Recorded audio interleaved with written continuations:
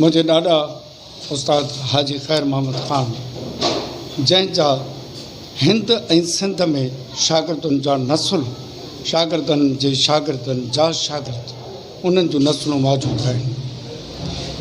ईअं थर पूरो जेको आहे उन में जिते बि रागी आहिनि उन्हनि जो कंहिं न कंहिं तरीक़े सां मुंहिंजे घराणे सां मौसीक़ी जे शागिर्दी जो संबंध मिले थो। अल्हम्दुलिल्लाह त इल्म मौसीक़ी वटां मुंहिंजे घराणे खे मुंहिंजी महिनत सां 14 चंड लॻी विया।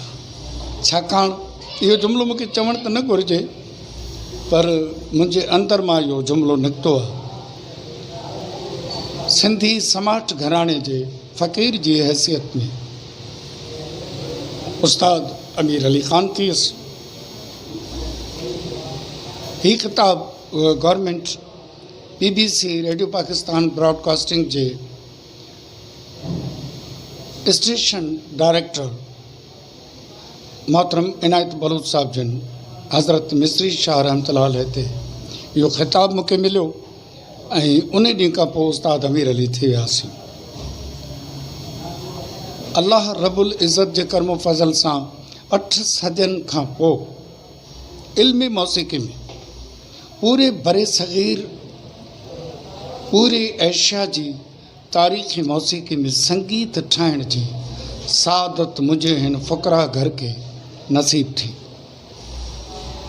सभ खां पहिरियां ई मूं हज़रत शाह अब्दुल लतीफ़ भिटाई रहमतुल्लाह अलैह जन जो पूरो गंज मुबारक जे लफ़्ज़ खे सरगम जे सुरनि सां सजाइण ऐं 277 मुकमल वाइयुनि जा लक्षण नक्श जंहिंखे सुर हवा कलमबंद चयो वेंदो आहे उहो सुर हवा कलमबंद करण जी सआदत माणियमि ऐं इहो प्रोजेक्ट 2 जिल्दनि ते आधारियल 1500 पेजिस ते जंहिंजो मुआहग मोहतरम मोहम्मद इब्राहिम जोए साहब लिखियो ऐं हीअ किताब संगीत जंहिंसां गॾु ऑडियो वीडियो 6 कलाकनि जी DVD government Sindhi language authority publish कयो ऐं audio video recording Mohammad Ibrahim Joyo recording studio में पधिरो थियो ऐं मार्केट में मौजूदु थियो। मिठाई साईं जी संगीत ठाहिण में मूंखे 22 साल लॻा। तंहिंखां पोइ मुहारो थी वियो ऐं इन खां पोइ मूं एजुकेशन लाइ कमु कयो कचे ॿाराणे खां 8 दर्जे ताईं ऐं इन खां पोइ मूं सुर शाह समंड मुतारफ़ करायो। सुर शाह समंड जो मुआहग डॉक्टर नबी बख्श ख़ान बलोच लिखियो ऐं इहो संगीत छपरायो बि डॉक्टर नबी बख्श ख़ान बलोच साहिब जिन ऐं मूंखे हिन फील्ड में आणण जी बि रहनुमाई जेका आहे उहा इन्हनि ॿिन्ही सिंध जे मोहतसिब ऐं मोहतरम ॾांघनि जनाब इब्राहिम जोयो साहब मरहूम ऐं मरहूम डॉक्टर नबी बख्श ख़ान बलोच जेके मूंखे वठी आया। उन खां पोइ मुंहिंजो हिकिड़ो साज़नि ते किताब जेको कल्चर डिपार्टमेंट पब्लिश कयो साज़ सुर साज़ ऐं सिख्या इहो किताब 2015 में शाया थियो। हिन वक़्तु मुंहिंजा ईंदड़ जेके संगीत आहिनि उन्हनि में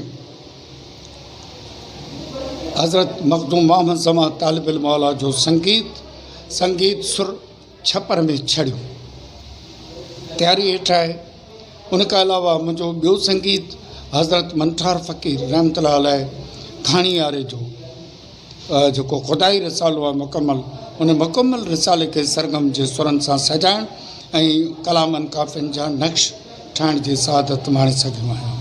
इन खां अलावा असांजो हिकिड़ो ॿियो संगीत जेको पंजाब लाइ नओं काम हो पंजाब खे मूं हज़रत सईद बुले शाह जो संगीत ॾिनो ऐं बुले शाह खां अलावा हज़रत शाह सुल्तान भाऊ रहमतुल्लाह अलैह जो संगीत ठाहियुमि। हज़रत शाह बाहू सुल्तान जे संगीतनि मां पंजाबी ऐं फ़ारसी में संगीत तयारु आहे। कुल काइनात मौसीक़ी में जेतिरा बि ताल आहिनि उहे ताल जेके गुमनाम थी विया, जिन जो सिरे खां सिलसिलो ख़तमु थी वियो, उन्हनि तालनि मां फ़ारसी ज़ुबान में फ़ारसी ॿोलीअ खे कंपोज़ करणु ऐं उन खे ठाहिण जी सादत नसीब थी। हिन वक़्तु सचल सरमस्त रहमतुल्लाह जिन जो 13,400 पेज जे रजिस्टरनि ते संगीत कंप्लीट आहे ऐं कल्चर डिपार्टमेंट सां हले पई डिस्कशन ऐं उमेद थो कयां त कल्चर डिपार्टमेंट हज़रत शाह सचल सरमस्त रहमतुल्लाह जिन जो संगीत ठाहिण में इल्मी अदबी सहकार कंदा ऐं कनि पिया।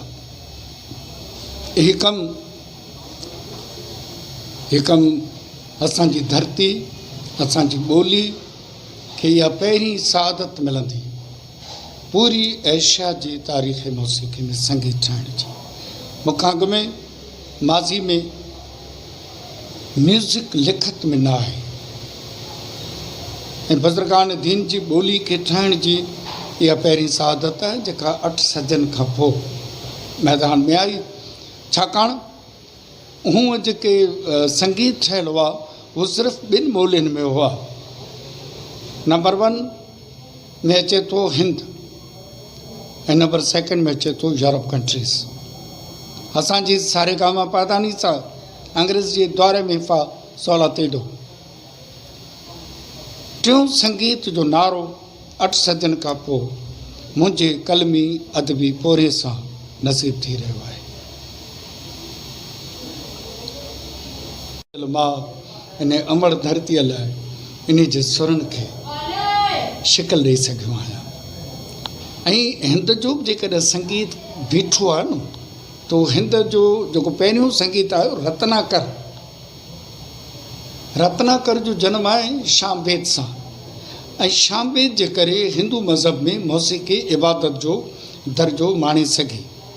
पोइ उन शामबेद मां पहिरियों आयो रत्नाकर मां पैदा थियो सुर अमृतधारा ऐं अमृतधारा मां पैदा थियो भावी मां जनम वरितो लक्ष्य ऐं लक्ष्य मां जनम वरितो हनुनत मत दर्पण। ऐं पहिरियों दफ़ा उर्दू में संस्कृत ॿोलीअ खे ट्रांसलेशन ॾेई बात खंडे ऐं नवाब ठाकुर अली पहिरीं दफ़ो उर्दू ज़ुबान में पेश कयो। इहे सभु संगीत मुतफ़िक़ आहिनि त जेकॾहिं हिंद प्रकाश सां सिंध प्रकाश जे सुरनि खे अलॻि कयो वञे त हिंद प्रकाश में ॻाइण लाइ कुझु कोन थो बचे। त सिंध प्रकाश एॾी अज़ीम ऐं एॾी क़दीम ऐं एॾी कदावर सुरनि जी सरज़मीन आहे। सारेगामा पा धा नी सा वापसि थिए थो सा नी धा। जेकॾहिं सा नी धा खे मिलाइबो त सिंध थी पवंदो। त सिंध सुरनि जी सरज़मीन आहे ऐं इन्हनि सुरनि जी सरज़मीन ते नसल दर नसल असांजी ड्यूटी क़ाइमु आहे। हज़रत शाह अब्दुल लतीफ़ भिटाई रहमतुल्लाह जो कमु करण जी इन करे सादत मिली त मुंहिंजे घर जा 2 बुज़ुर्ग भिटाई साईं जिन सां गॾु हुआ हाज़िरी में ख़िदमत में मातक़द मुरीद जी हैसियत सां। उन्हनि जो नालो आंटड़ियो ऐं चांचड़ियो हो। ॿिन्ही जो तालुक़ु जैसलमेर सां हो ऐं उन्हनि खे हथ ठोकिया नाला ॾेई अटल ख़ान ऐं चंचल ख़ान बणायो वियो। उन्हनि जा नाला थरी नाला हुआ आंटड़ियो ऐं चांचड़ियो। पोइ शायदि उन्हनि बुज़ुर्गनि जे ब्लड सर्कुलेशन जे करे मां हिन सदी में भिटाई साईं जा सुर ठाहिण में कामयाबी माणे सघियसि जो आहे। ऐं बाक़ी कमु सॼो तयारु आहे। सचल सरमस्त बुले शाह छो जो पंजाब लाइ कमु ॾियणु मुंहिंजे मथां जहिड़ो वाजिबु हो फ़र्ज़ु हो। छाकाणि जो पंजाब में अञा हीउ सिलसिलो 8 सदियुनि जे विच में न शुरू थियो। छाकाणि जो पंजाब जी मौसीक़ी जेका आहे उहा मतभरी काउंट थिए थी ऐं पंजाब जॾहिं दाद ॾींदो त इहो पोरियो मुंहिंजो जेको इल्मी पोरियो आहे उनखे साम्या मिली सघंदी। ऐं पंजाब वारा बि पिणु सहकार करे रहिया आहिनि। Letters academy of Pakistan J chairman मोहतरम असांजे डॉक्टर यूसुफ खुश्क साहब जिन खे मां मसवदो बुले शाह जो ॾेई चुको आहियां। बाक़ी ही जेको फ़ारसी जो ऐं पंजाबी जो जेको कमु आहे शाह बाहू सुल्तान जो, जंहिंमें मसलन पाण फ़रमाइनि पिया ख़ुदाया कुंत बर मन महरबानी कि जुज़ तो नीस्ता दर्दम रातो दानी। त मूंखे इन ॿोली खे ॾिसण ते असांजे सिंध जे हिकिड़े नामियारे अदीब असांजो थर जो अदीब डॉक्टर असद जमाल पली साहब असां त गॾु आहिनि कमु कयूं पिया, त मूंखे असद जमाल पली साहब चयो त छा उस्ताद तव्हां फ़ारसी ॼाणो था? मूं चयो न साईं। चईं पढ़िया आहियो फ़ारसी? मूं चयो न साईं। चईं पोइ छा तुका त आणो छा? मूं चयो न साईं, हज़ारे साल पुराणी हिकिड़ी चवणी आहे त इल्मी मौसीक़ी कंहिं ॿोलीअ जी मोहताज न आहे। उहो मूं ज़िंदा करे ॾेखारियो त इल्म मौसीक़ी कंहिं ॿोली या ज़बान जी मोहताज न आहे।